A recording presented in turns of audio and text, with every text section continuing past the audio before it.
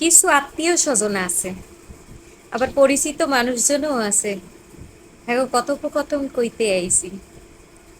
ধরেন 1 বছর বা কয়েক মাস পরে বাড়িতে গেলাম, আত্মীয় স্বজনের লগে দেখা।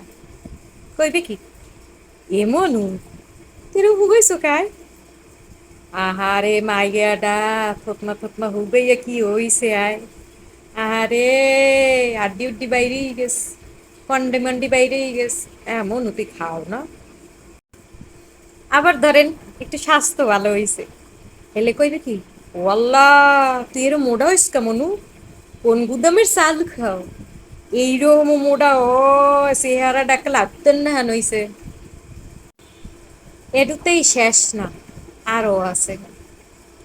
আরো কইবে কি, এহা তুই নাকি কালা আনলি, এইরকম দলা হইস কেমনে?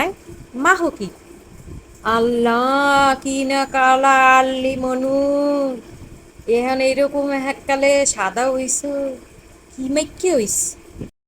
এত গেলে হাইয়ার পর কইবে হানে, এরকম কালা হইস কার, কিরকম হইয়ে গেছে চেহারাটা।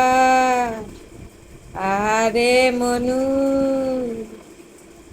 কালা কালা সাপ পড়িয়ে গেছে। এখন কথা হইলে যে তোকে এত খাও যায় কা, হ্যাঁ? মুই কালা কি দলা, মুই মোডা কি হুব না, তোর সমস্যা কি? তুই কি রকম হইয়া তুই দেখ। এই উজাগারিয়া কথা কইয়া কি লাভ পায়, কি আনন্দ পায় বুঝি না।